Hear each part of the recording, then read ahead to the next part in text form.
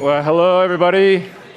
I just wanted to, first of all, say thank you to Mayor Bloomberg for inviting me and all of you around here to this incredible event. There's, I think, something like, 115 mayors? It's a lot of mayors. 80 million people represented here, and they asked me to come and speak about the cities that, I guess, for the most part, didn't make it. You know, the ones that came and went.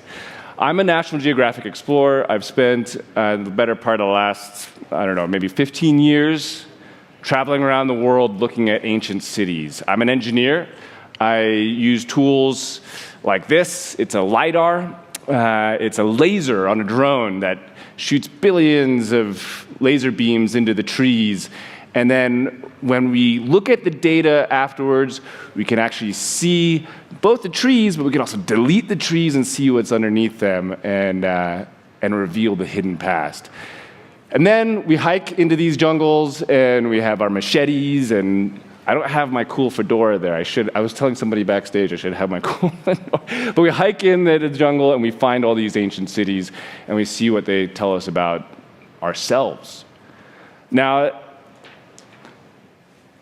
I've fallen in love with this experience, these chapters of our human history, these versions of our coexistence. And I was asked to come and speak about roughly 10,000 years of human history in 10 minutes. So this is like the Cliff Notes, the abridged version, as somebody pointed out. But these are essentially, I would think of them as chapters. Each one part of the book of who we are, and each one existing in all of us, right? The cities themselves are the manifestation of human imagination. They're the things that define us as a superorganism. And they are very different from one another. And we are on this very long continuum. I'm talking about everything that didn't work up until now, or maybe some of them that did. And then after me, Leslie Loco will be speaking about the imagination of the future. And right now, we're in this weird limbo state called the present. And we're talking about cities. I've always thought about cities as these experiments. You know, they don't always make it. In fact, most of them don't. The first cities that we've really known in our human history, they might not really even be considered cities. They were all really these ritualistic temple sites all over the world. The first big monumental structures in human history were big places to party and experience our connection to the divine and connect with each other and connect with nature. And then they kind of manifested into these other things where we all organize and spend time together. And you're talking about resilience of these cities. And having now spent the better part of my life going and looking at all these ancient cities and seeing what worked and didn't work, there's this question of identity versus adaptability. How do you keep something strongly rooted in who you are, but at the same time change? Well, I've seen many cases where it's not a versus, but an and.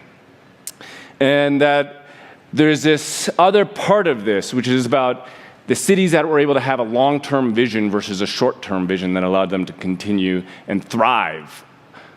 But of course, these are very short-term experiments. I mean, we're talking about the last really couple thousand years in the long, long journey of who we are. So again, this is kind of not a huge data set for us to work with. Whatever we come up with in the future, it's still very much in the unknown.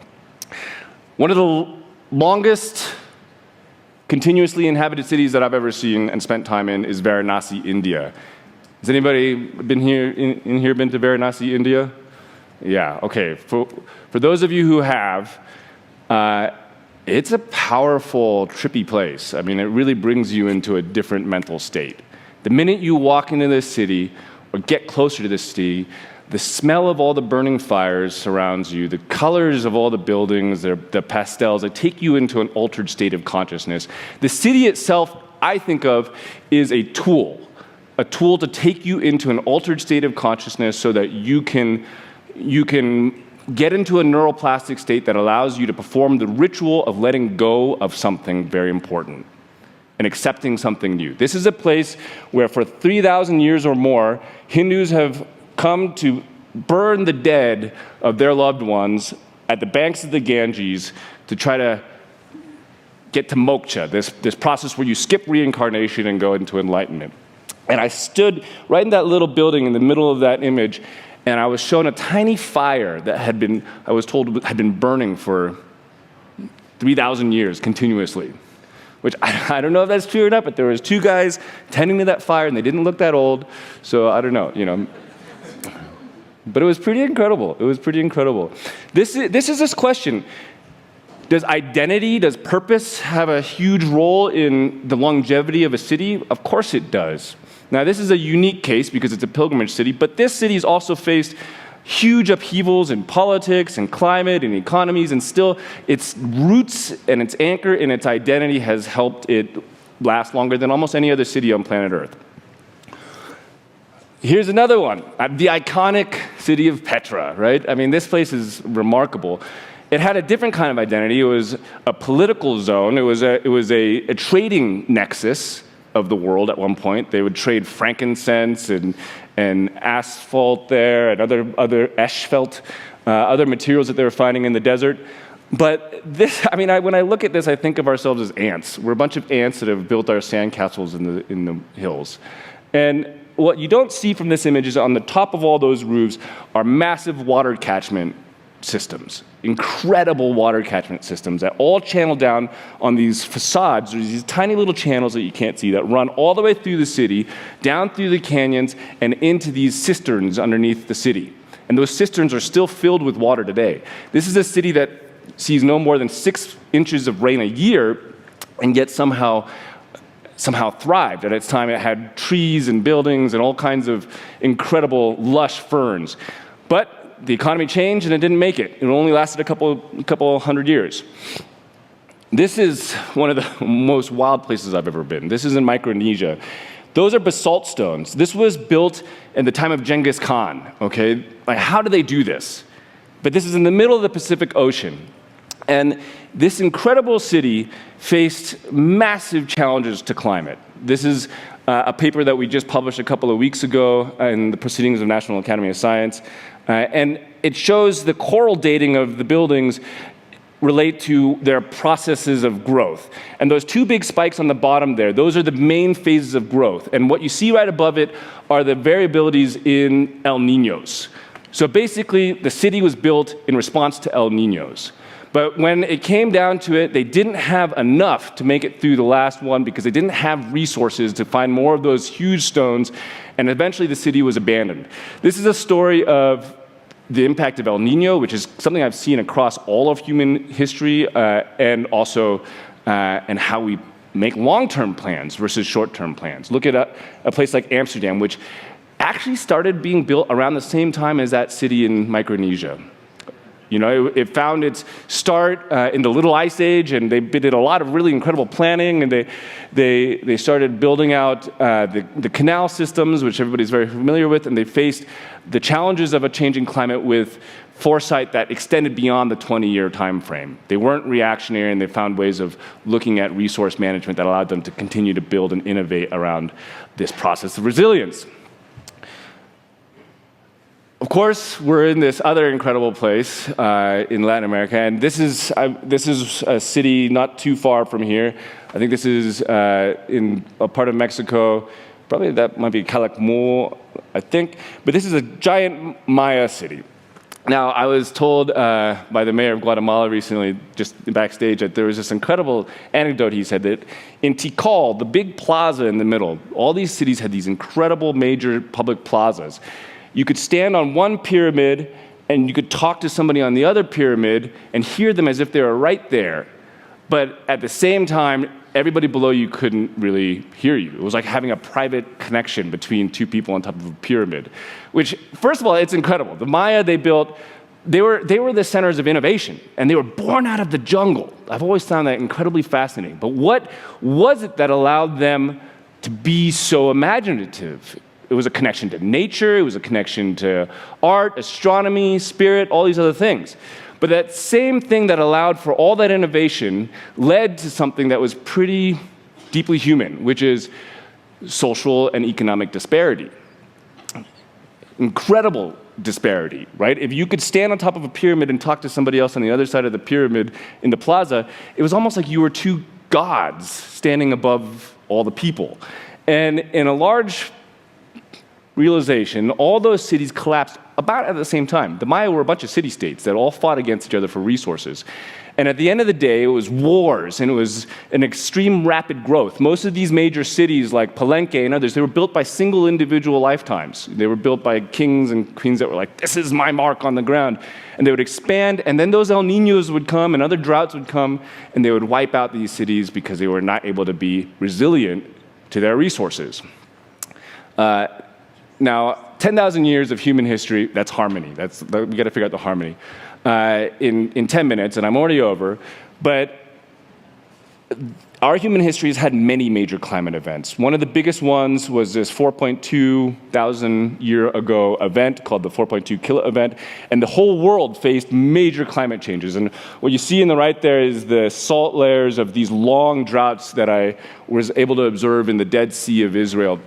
And what societies made there were big failures, actually. They couldn't face it.